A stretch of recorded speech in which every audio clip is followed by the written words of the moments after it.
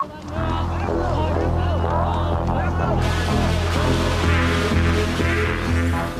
panicky end of a country.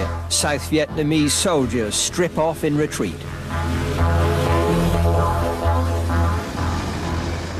As the hours passed, the men from the jungle flowed into Saigon.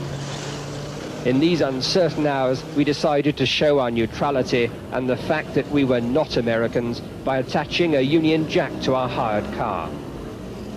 Most Vietnamese, brave enough to be on the streets, were too busy plundering to take any notice of the BBC car. In the chaos immediately before the communists took over, the offices of the American Consul General next to the embassy caught fire, possibly a diversionary act by Viet Cong agents. The frenzy of looting went on, as if Saigon's consumer-mad people were extracting their own brassy revenge from the Americans, safely steaming off in the evacuation fleet. As I exited on the last aircraft, I felt like a dog with his tail between his legs. My operations officer was sitting across from me, and he was literally weeping. When the chips were down and we didn't carry out our promise, that was less than honorable. And I didn't feel happy about being an American.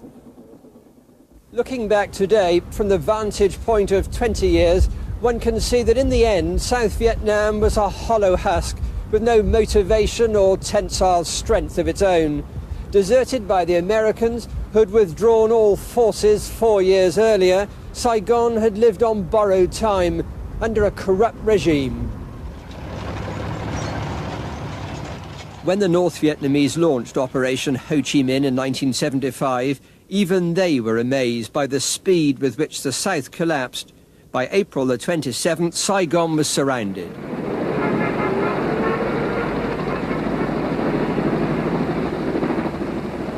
The Americans left their evacuation dangerously late. 15 hours before Saigon surrendered, hundreds of Vietnamese besieged the embassy. A large number had been promised a seat out, but many were left behind. The helicopters in Operation Frequent Wind were heading to the American evacuation fleet lying off the coast of South Vietnam. Cobra gunships of the US Marines were supposed to protect the embassy. Dawn on the last day, with signal flares on the rooftop helipad. A final battle was raging at Ton Son Nhut Airport on the edge of the capital. But although the advancing communists could see the American evacuation, they didn't interfere. The last helicopter came in for a handful of US Marines, a humiliating end to the American presence. Those rockets kept coming in, and the airfield was closed. We had planned to ship about $5 million worth of $20 bills, which we had on our hands, that morning to over to Thailand to get rid of it. It was enough to fill a good-sized bedroom with $20 bills. You think I'm going to put money on board these helicopters instead of human beings? No way. It was wired with thermite grenade, the same sort of thing you would use to destroy classified documents. And the Marines simply set it off, and it was burning when we left. On Saigon's waterfront, people lost their common sense and swarmed on board ships, hoping to make the journey down a river that had already fallen under the control of the communists. Soldiers began to destroy or change their identity cards. In old Saigon, there was always someone to sell a boat ticket to nowhere or a new identity.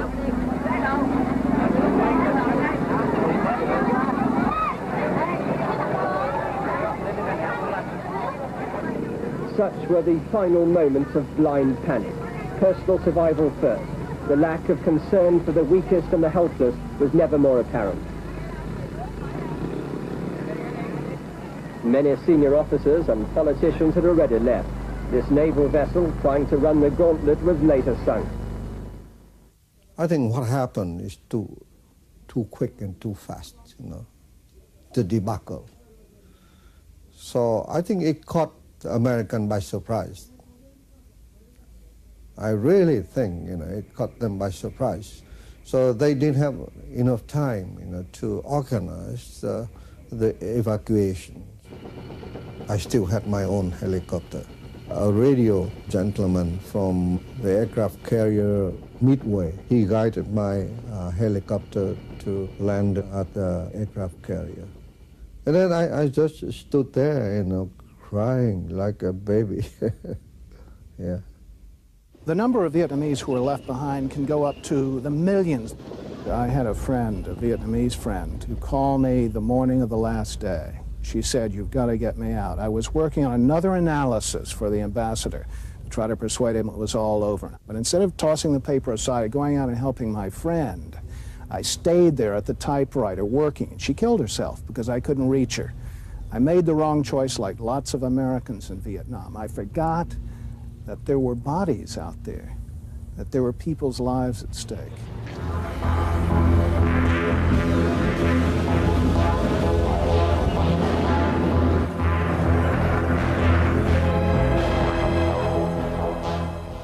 The troops stormed in soon after South Vietnam officially surrendered.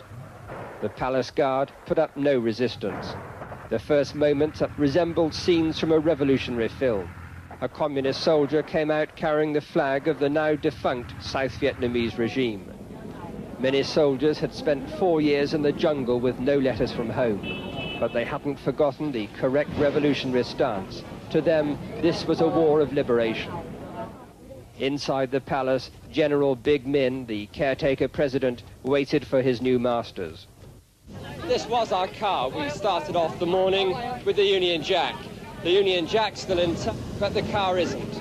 It was taken at gunpoint by a South Vietnamese army colonel, the man in charge of this sector of Saigon, and he was determined to die or to kill the North Vietnamese and communist troops who even now are advancing into Saigon. The car was a write-off because a North Vietnamese, a communist tank, ran right over it. This is all that's left. So our car didn't halt the advance, but the rest of the communist column was blocked by South Vietnamese looters. A new experience for the highly disciplined northern soldiers. Why didn't the North Vietnamese choose to really attack in that final 48 hours? They could see that what they wanted, that is, getting rid of the Americans, was happening. And I think if they had come in and, for example, captured me and my staff, it would have placed them in an embarrassing position. Since the fall of Saigon, symbolic gestures have proved predictable and irresistible. The monstrous military gargoyles that dominated central Saigon through the American phase of the Vietnam War came under the communist hammer. It was entertainment for everyone. The gargoyles proved as hollow and insubstantial as the regime they represented.